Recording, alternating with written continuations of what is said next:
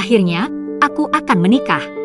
Seorang wanita menggunakan gaun pengantin berwarna pink berdiri di depan cermin besar, mematut diri di depan cermin sambil memandang bayangannya dengan seulas senyum manis di wajah. Gaun indah, wajah dipoles make up tipis begitu alami, menambah kebahagiaan seorang Ayana Namera, di usia 35 tahun, usia yang sangat cukup matang untuk seorang wanita menikah. Maka itu, Ayana begitu menantikan hari ini, di mana gelangku? Ayana mencari gelang yang biasa dikenakan, hingga ingat kalau gelang itu dibawa calon suaminya, Reynaldi. Ayana mengangkat bagian depan gaunnya, berjalan keluar dari kamar gantinya, menuju ke kamar ganti pengantin pria. Dia sudah sampai di depan pintu kamar ganti pengantin pria, tangan yang terulur untuk mendorong pintu, berhenti bergerak saat mendengar suara dari dalam, "Rey, jangan lakukan itu. Ini geli. Aku sedang marah kepadamu, jangan merayuku." Suara seorang wanita mendesah terdengar jelas menusuk di telinga. Reynaldi sedang memangku seorang wanita dengan posisi saling berhadapan.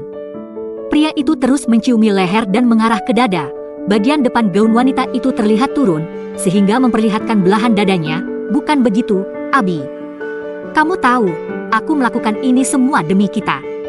Aku akan menikahinya juga hanya demi mengamankan posisiku. Jika nanti aku berhasil merayunya dan mendapatkan semua saham miliknya, aku pasti akan menceraikannya. Kamu tahu siapa yang aku cintai? Hanya kamu, Abi. Kamu satu-satunya wanita yang bisa membuatku tergila-gila," ujar Reynaldi. Reynaldi kembali mencium bibir wanita bernama Abigail, wanita yang menjadi sekretarisnya di tempat kerja. Bahkan tidak hanya mencium bibir, Reynaldi juga mulai mengecup setiap jengkal kulit leher dan dada Abigail, membuat wanita itu mendesah karena menahan gelenyar aneh yang merayap di tubuh. Ayana mengepalkan kedua telapak tangan. Hancur sudah hati wanita itu mendengar ucapan Reynaldi yang mengatakan jika hanya ingin memanfaatkannya saja. Belum lagi sekarang telinganya harus mendengar suara desahan manja dari Abigail. Murka, Ayana mendorong pintu dengan kuat, hingga pintu ruangan itu terbuka dan membuat Reynaldi juga Abigail terkejut. "Ayana!" Reynaldi sangat terkejut melihat calon istrinya di sana. Abigail pun tidak kalah terkejutnya. Dia langsung berdiri dan merapikan pakaiannya yang kusut. "Jadi ini? Kamu ingin menikahiku karena mengincar sahamku? Jangan mimpi!" amuk Ayana. Ditatapnya Reynaldi dengan tajam, sebelum akhirnya menatap ke Abigail yang terlihat mengalihkan pandangan darinya. "Bos dan sekretaris selingkuh. Kenapa aku tidak heran sama sekali? Haruskah aku berterima kasih, sebab kalian sudah membongkar perselingkuhan tepat sebelum aku mengucap ikrar? Benar, terima kasih karena kelakuan binal kalian, aku tahu busuknya kalian." Sindir Ayana lagi. "Biar aku jelaskan, Aye." Reynaldi ingin menjelaskan, tapi Ayana mengangkat tangan dan memberikan isyarat agar Reynaldi berhenti mendekat. "Cukup, tidak ada yang perlu aku dengar. Aku akan membatalkan pernikahan ini. Aku tidak akan pernah menikahi pria yang hanya ingin memanfaatkanku," ujar Ayana dengan tegas. Ayana menatap dua manusia itu dengan tatapan menghina, sebelum akhirnya mengangkat bagian bawah gaunnya dan hendak buru-buru meninggalkan ruangan itu. Reynaldi sangat terkejut, begitu juga dengan Abigail. Reynaldi tidak ingin membiarkan pernikahan itu batal, atau semua rencana yang sudah disusunnya gagal. Reynaldi pun mengejar Ayana dan mencekal lengan wanita itu ketika baru saja sampai di luar. "Lepaskan aku!" Ayana berusaha melepas tangan Reynaldi tapi gagal. "Kamu pikir bisa semudah itu membatalkan pernikahan ini? Aku sudah keluar uang banyak untuk acara ini, jadi jangan memutuskan sepihak. Kamu pikir akan ada orang yang percaya kalau aku selingkuh darimu? Hah? Tidak ada yang akan mempercayaimu, Aye. Kamu ini perawan tua, sudah syukur aku mau menikahimu. Tapi sekarang kamu begitu sombong ingin membatalkan pernikahan ini?" Reynaldi murka dan langsung menghina Ayana, yang memang belum menikah, padahal umurnya sudah menginjak 35 tahun. Ayana tidak terima Reynaldi menghinanya dengan sebutan perawan tua. Dia pun mengangkat tangan kiri yang tidak ditahan Reynaldi, sebelum kemudian melayangkan sebuah tamparan ke pipi pria itu.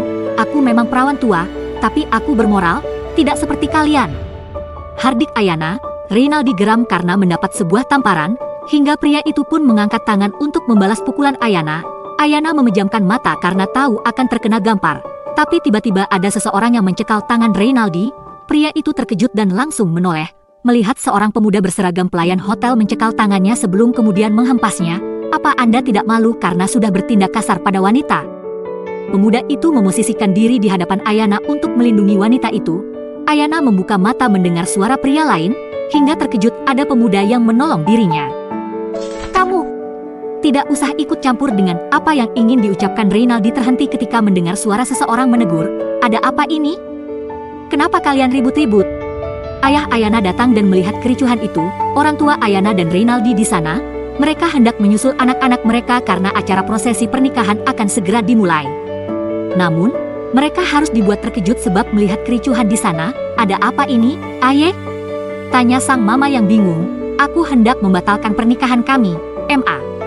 Ayana bicara dengan lantang, tidak ada keraguan dalam tatapan mata wanita itu. Apa? Semua orang pun terkejut. Tapi kenapa, Ayah? Tanya sang mama. Tanyakan saja kepadanya, Ma. Bagaimana bisa dia membodohiku? Menikahiku hanya untuk mendapatkan kekuasaan, ujar Ayana menjelaskan. Semua orang begitu syok, orang tua Reynaldi pun meminta penjelasan, tetapi Reynaldi mengelak.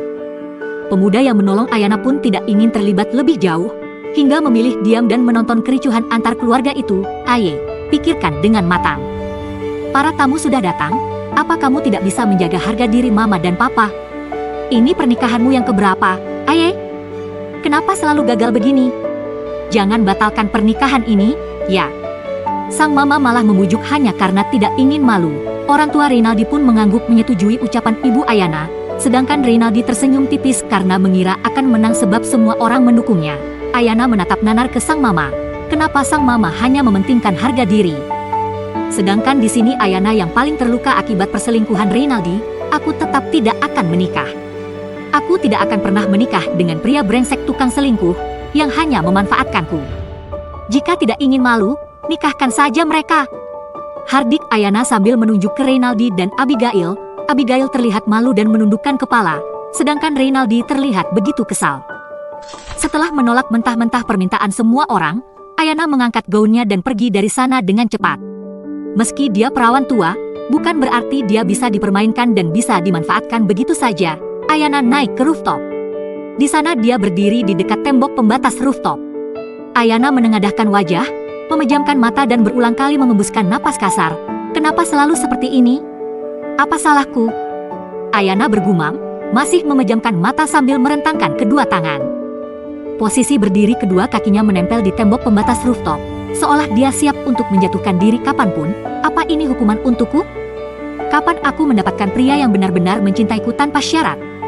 Ayana masih memejamkan mata, hatinya sangat hancur karena kesekian kalinya harus gagal menikah. Dia tidak mau menikah jika hanya untuk dimanfaatkan, untuk apa mencintai, jika pada akhirnya terluka. Ayana masih memejamkan mata dengan posisinya sekarang, hingga tiba-tiba ada yang menarik tangannya, membuat Ayana sangat terkejut. Dia terseok dan membuat tubuhnya limbung karena memakai heels yang membuat kedua kakinya tidak bisa berpijak dengan seimbang ketika ditarik. Ayana pun jatuh dan menubruk tubuh seorang pria. Kelopak matanya mengerjap ketika melihat seorang pria berada di bawah tubuhnya.